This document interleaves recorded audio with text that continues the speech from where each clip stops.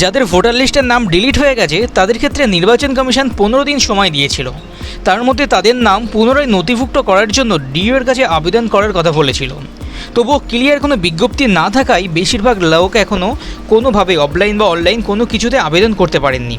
তাহলে চলুন আজ আমরা দেখব সঠিক উপায়ে ডিও এর কাছে খুব সহজেই কীভাবে আবেদন করব।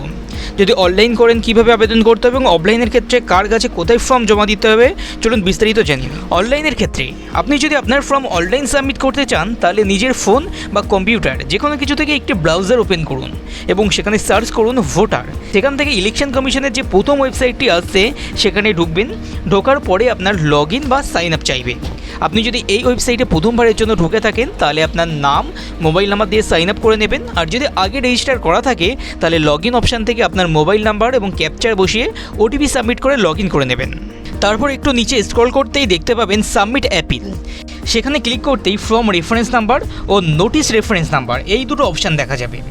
এখন আপনার রেফারেন্স নাম্বার হলো আপনার বিএলও হিয়ারিংয়ের যে নোটিশ দিয়েছিল এসআইআর এর শুরুতেই, তার উপরে দেখবেন একটা নাম্বার লেখা আছে। সেই নাম্বারটা এখানে বসিয়ে দিয়ে সার্চ অপশানে ক্লিক করতে হবে। সার্চে ক্লিক করতেই দেখবেন আপনার নাম, মোবাইল নাম্বার এবং ডিলিটেড ভোটার নাম্বারটি চলে আসবে। সেগুলি একবার মিলিয়ে নিয়ে আপনার মোবাইল নাম্বারের জায়গায় নাম্বার বসিয়ে দেবেন।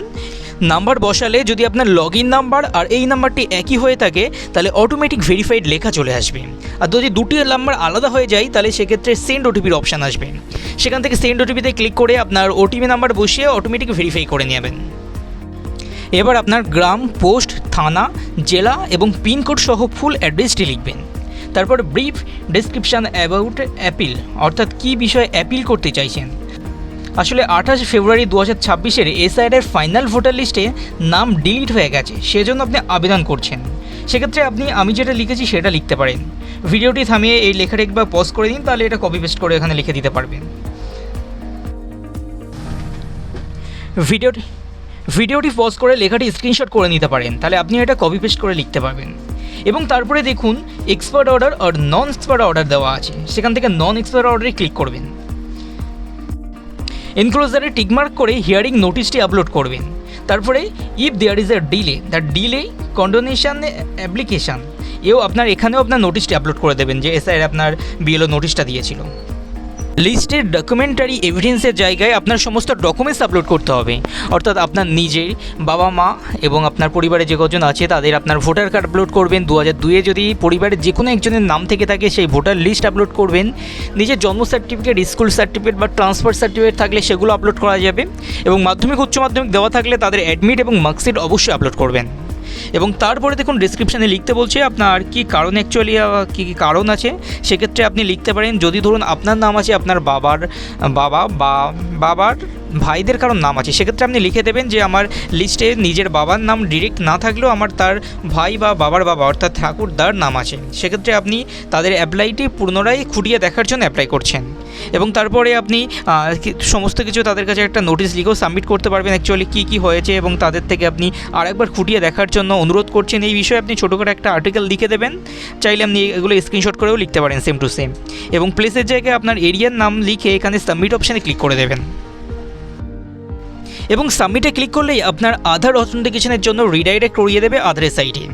আপনার পেজটি ওপেন হলেই দেখবেন প্রথমে আধার নাম্বার চাইছে, তারপরে আধার ওটিপিতে ক্লিক করে গেট ওটিপিতে ক্লিক করবেন। করার পরে আপনার ওটিপিটা বসিয়ে দিয়ে এখান থেকে ডিক্লারেশনে টিকমার্ক করে সাবমিটে ক্লিক করবেন। ক্লিক করলেই আপনার ফর্ম সাবমিট হয়ে যাবে এবং একটা অ্যাকনলেজমেন্ট নাম্বার প্রোভাইড করবে। এই নাম্বারটি অবশ্যই স্ক্রিনশট করে নেবেন বা এখানে হিয়ারে ক্লিক করলে আপনার একটা নোটিশ খুলে যাবে। অ্যাকচুয়ালি আপনি যে সাবমিট করলেন তার অ্যাকনলেজমেন্টের সমস্ত ডিটেলস চলে আসবে। হিয়ারে ক্লিক করবেন। ক্লিক করলে দেখবেন একটা পিডিএফ ওপেন হয়েছে 3 পৃষ্ঠারের। পিডিএফটি অবশ্যই আপনার প্রিন্ট আউট করে রেখে দেবেন। আর যদি মোবাইল থেকে করে থাকেন তাহলে যে কোনো একটা জেরক্সের দোকান বা সাইবার ক্যাফে থেকে প্রিন্ট আউট করে নেবেন। এটা অ্যাকচুয়ালি আপনাকে রেখে দিতে হবে, কারণ এটা আপনি যখনই সাবমিট করবে ডিএ অফিসে ভেরিফাই করে আপনাকে খুব তাড়াতাড়ি সেখানে সমস্ত ডকুমেন্টস ফিজিক্যালি নিয়ে যাওয়ার জন্য ফোন করবে। তখন এই প্রিন্ট আউটটাও সঙ্গে নিয়ে যেতে হবে। আপনি অনলাইনে অ্যাপ্লাই করেছেন এবং আপনার যারা ডকুমেন্টস আছে সব কিছু নিয়ে যেয়ে ডিও অফিসে জমা করলে আপনার সমস্ত ডকুমেন্টস রিভেরিফিকেশান চলবে। আর আপনি যদি স্ট্যাটাস দেখতে চান তাহলে সাবমিটে যে এখানে রেফারেন্স নাম্বার, অ্যাকনলেজমেন্ট নাম্বারটা বসিয়ে দিয়ে সার্চে ক্লিক করবেন। আমি যেহেতু এখনই করলাম বলে দেখাচ্ছে না, আপনার এখানে অ্যাকনলেজমেন্ট নাম্বারটা লিখে দিয়ে সার্চে ক্লিক করলে আপনার অ্যাপ্লিকেশন কী অবস্থায় আছে তা খুঁটিনাটি আপনি দেখতে পাবেন। যদি ভিডিওটি ভালো লেগে থাকে তাহলে অবশ্যই একটু লাইক করে দেবেন। আর এই ধরনের ভিডিও পেতেও চ্যানেলটিকে সাবস্ক্রাইব করতে পারেন। Thank you. জয় হিন্দ।